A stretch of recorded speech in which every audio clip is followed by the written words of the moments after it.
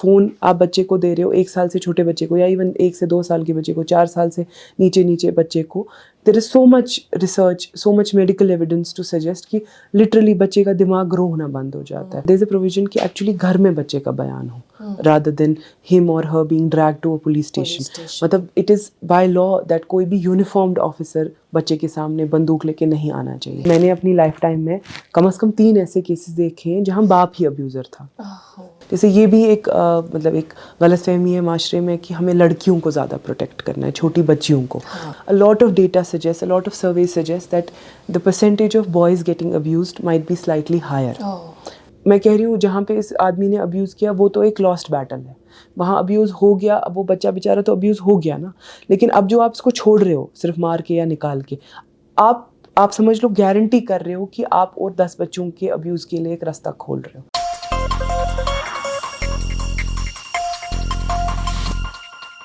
Kashmir untold के आज के इस पॉडकास्ट में आप तमाम नाज़रीन का इस्तकबाल है। आज के इस शुमारे में हमारे साथ जो मेहमान तशरीफ़ फरमा है आप है समरीन हमदानी, जो बच्चों के तहफ़्फ़ुज़ के ताल्लुक़ से काफ़ी काम कर चुकी हैं, अभी कर भी रही हैं और एक मखसूस ऑर्गेनाइजेशन के साथ मुंसलिक हैं लर्निंग ली के नाम से। इनका काम ही यही है कि स्कूल्स में जाकर ये टीचर्स को भी अवेयर करते हैं, स्टूडेंट्स को भी अवेयर करते हैं और पेरेंट्स को भी अवेयर करते हैं। लेकिन किस ताल्लुक़ से, वो हम इन्हीं से जानेंगे। लेकिन आज के इस पॉडकास्ट का जो मौजू है वो चाइल्ड सेक्सुअल अब्यूज़ है। आपके जहनों में इस वक्त कई सारे सवालात उभर के आए होंगे, जाहिर सी बात है, और उन सवालात का जवाब हम कोशिश करेंगे कि आज के इस पॉडकास्ट से हमें मिले। बहुत बहुत इस्तकबाल आपका। अस्सलाम वालेकुम। वालेकुम अस्सलाम। समरीन, जिस तरह से मैं अर्ज़ कर रही थी कि आज के इस पॉडकास्ट का जो मौजू है वो चाइल्ड सेक्सुअल अब्यूज़ है।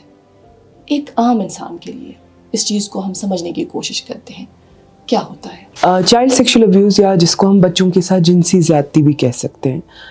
ये मेरा मानना है कि सबको पता है हमारे माशरे में कि क्या होता है, क्योंकि ये कोई इतनी अनकॉमन चीज़ नहीं है।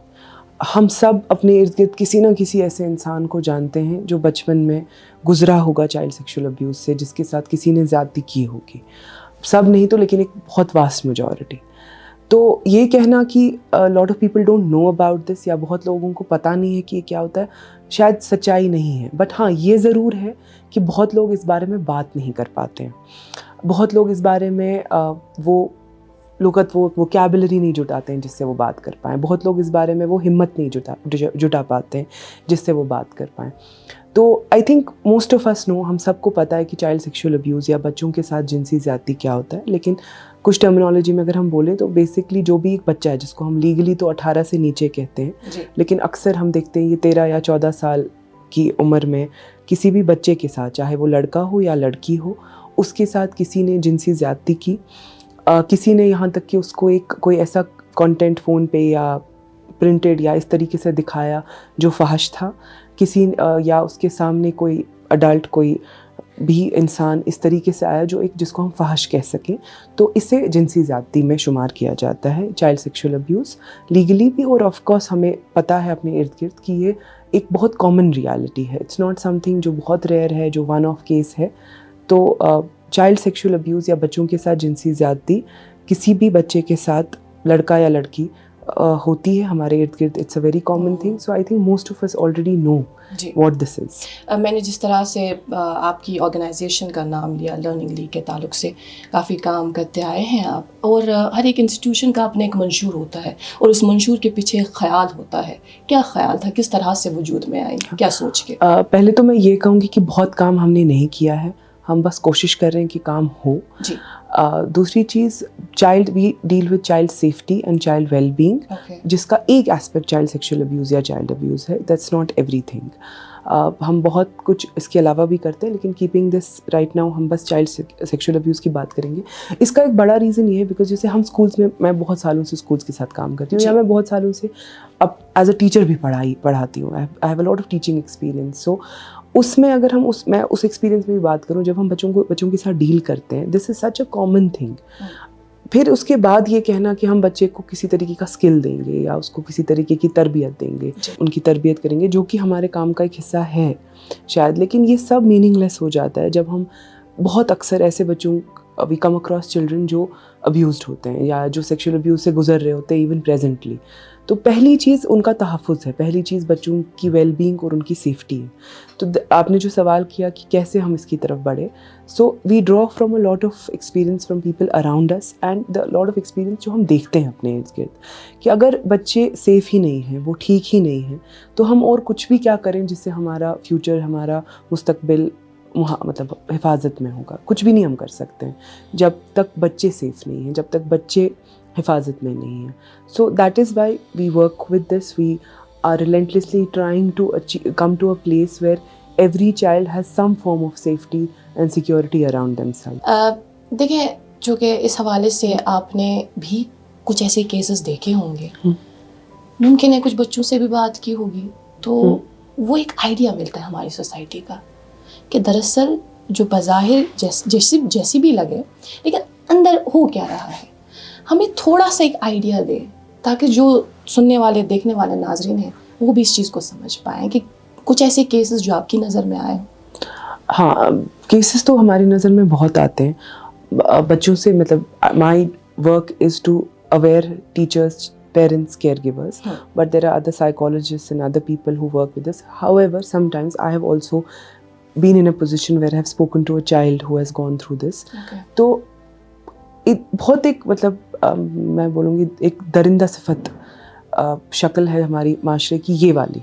मैं इससे ये I will never draw the inference that everything is bad, but this aspect of our children not being protected is very much prevalent in our society.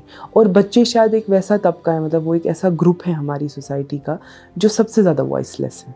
मतलब जैसे हम बोलते हैं under served communities, under privilege, बच्चे generally एक बहुत under privileged I would say group में शुमार होते हैं, because they don't have a voice.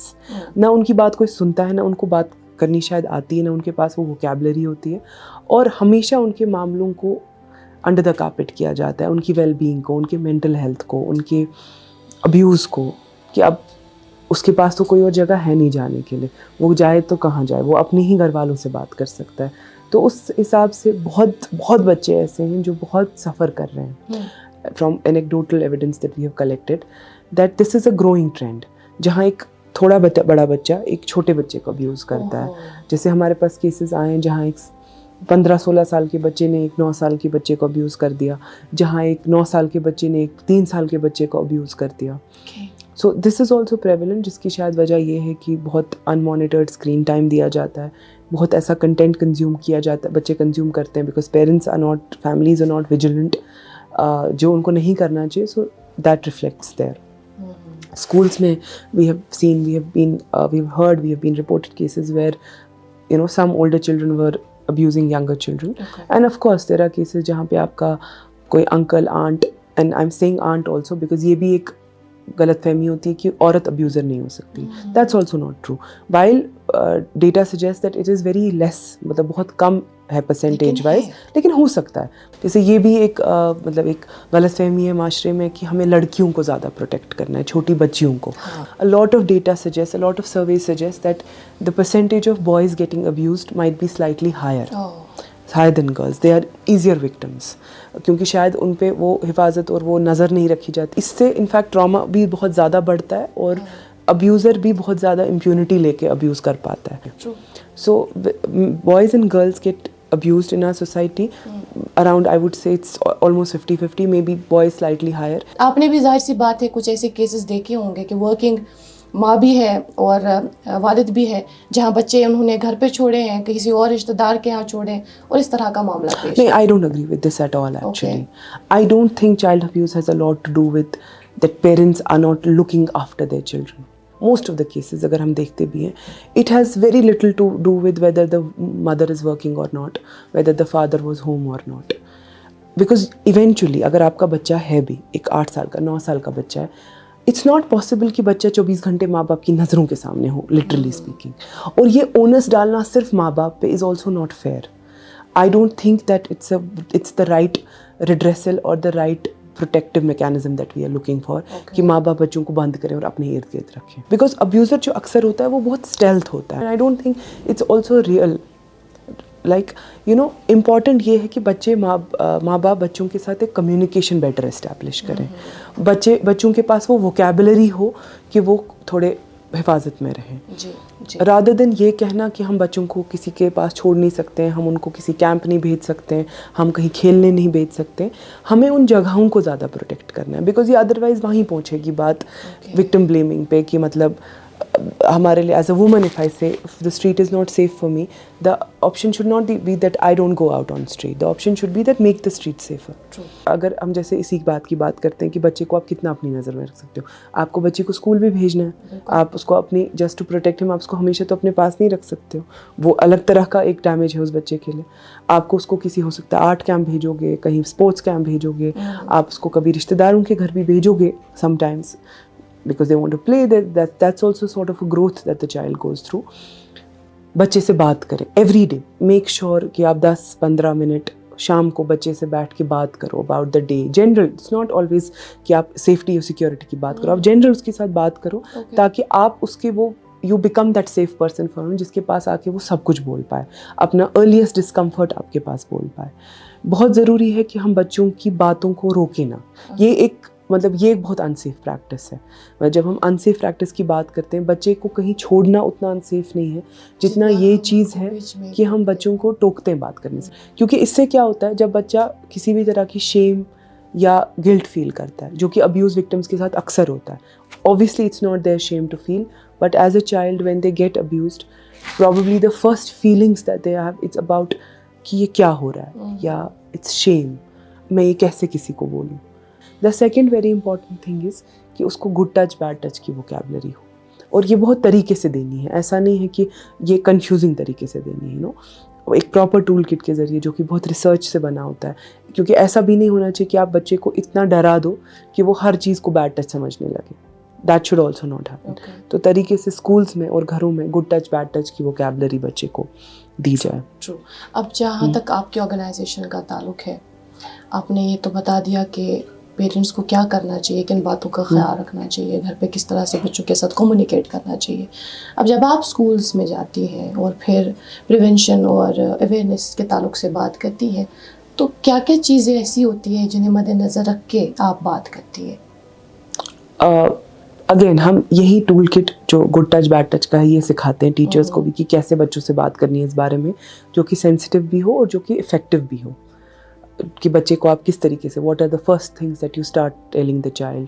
जैसे हम बोलते हैं, हम पहले बच्चे के साथ secret communication, what is a secret वाली बात करते हैं, उसके बाद हम आते हैं कैसे हम गुड टच बैड टच ऐसे पढ़ाएं कि वो इफेक्टिवली उसको समझ आए और वो कंफ्यूज भी ना हो जाए या वो डरे भी ना।